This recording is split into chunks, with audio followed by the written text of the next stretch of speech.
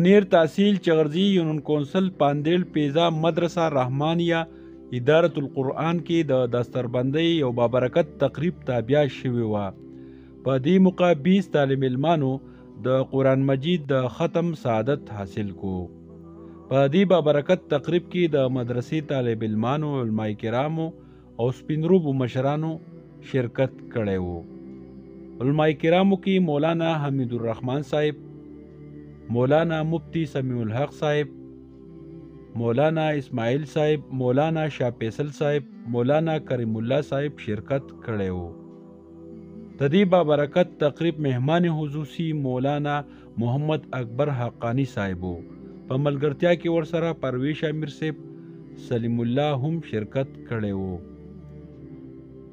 د مدرسه رحمانیه ادارة القرآن محتمم مولانا مفتی اورنګزیب صاحب د راغلو مېلمنو شکریه ادا کړه. نور تفصیل په دې ریپورت کې.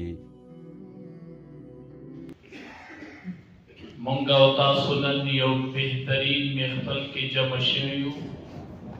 زمانه مخکې مولانا حمید الرحمن صاحب دامت برکاتهم العالیه او مولانا سمیع الحق صاحب دامت برکاتهم العالیه، مولانا مفتی اورنګزیب صاحب دامت برکاتهم العالیه، نور هم پکن تعداد علماء کرام دلته تشریف فرمانی. تاسو ته ټیم په ټیم خبرې وکړلې. بهر صورت د دې مجلس تعلق د قرآن کریم سره دی او د الله د کلام سره دی. کلام الملوک ملوک الکلام. یو کس د خلقو بادشاہی نو داغه خبرې د خلقو د خبرو بادشاہی. نو الله تبارک و تعالی د بادشاہانو بادشاہ دی. نو دا الله کلام چې قرآن دی دا د تمام بادشاہانو د خبرو بادشاہ دی. د قرآن کریم د الله کلام دی او د آقا فرمان. د قرآن کریم دولت رب العالمین ارچا تنور کړي. ار سینه الله په قرآن نه منور کړي. هر خاندان الله په قرآن نه منور کړي. قرآن کریم کی خپل رب العالمین فرمائی ثم اورثنا الكتاب الذین اصطفینا. مونږ په میراث کې ورکو قرآن هغه چاته چې کوم خلق زوانو مو منتخب کوم. د قرآن لپاره الله خلق اړوي، طلبا، علما، معلمین، متعلمین. دا په مخ د ځمکه چاڼ شوي خلق دی. دا الله د قرآن د حفاظت لپاره اړولي دي. دا الله د قرآن لپاره منتخب کړي دي. ځکه علما وایي طلبا به داسې نه وایي چې موږ مدرسې ته راغلي یو.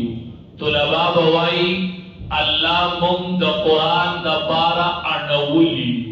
مونږ الله د قرآن لپاره چاڼ کړي یو. مونږ الله د قرآن لپاره منتخب کړي یو. بیا به دې نه بې قدري نه کېږي. بیا به د خپل تعلیم او تعلم باندې د دې نه به زړه نه تورېږي، د دې نه به مایوسه کېږي. نه، چې کله دې وایي چې مونږ الله اړولي یو، الله منتخب کړي یو. نبی کریم صلی الله علیه وسلم صحابہ کرام تو فرمائے ان للہ اہلین من الناس. اے صحابہ پدے خلقوں کے بعض خلق دا اللہ اہل دے. چاہیتا اہل اللہ وائی، اللہ والا ورطوائی.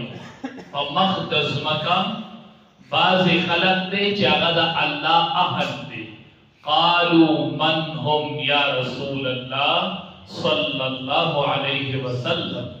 اے دا اللہ حبیبہ دا سوک دی، دا اہل اللہ پا مقدس بکا سوک دی.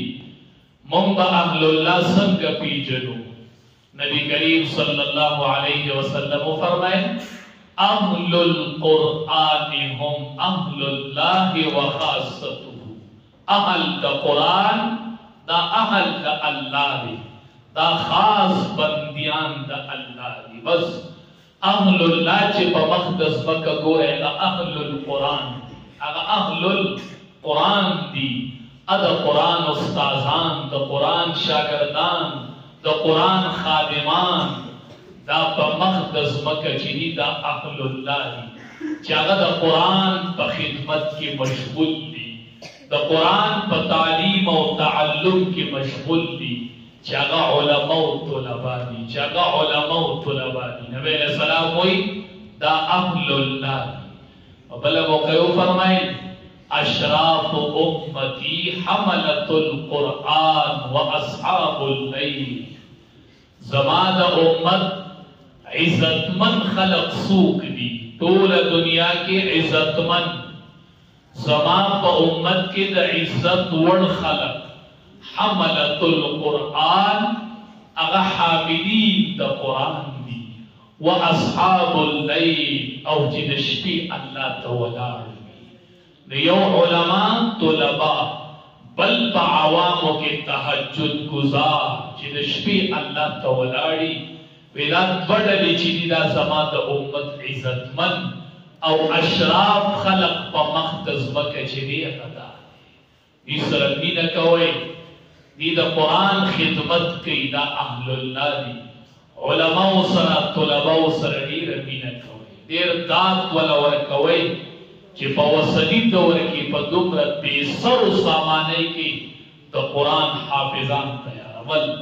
سمو د مخکې چې کله د دې حافظانو تعداد وکتل شو، نو سعودي چې هغه ځمکه ده چې په هغې قرآن نازل شوی دی، هغې ځمکې په هغې کال باندې 60,000 حافظات تیار کړي وو په یو کال کې، 6,000 حافظات.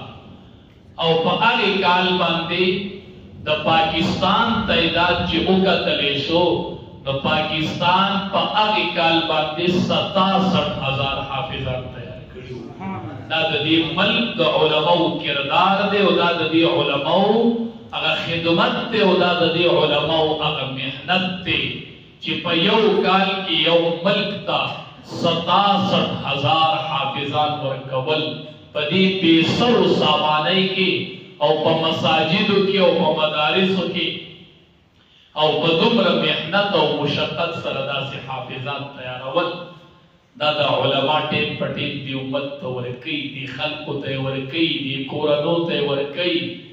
دا د علماو برکت دی، دا د علماو محنت دی، او دا د دې ملک او د دې قام سره خیرخواهي ده.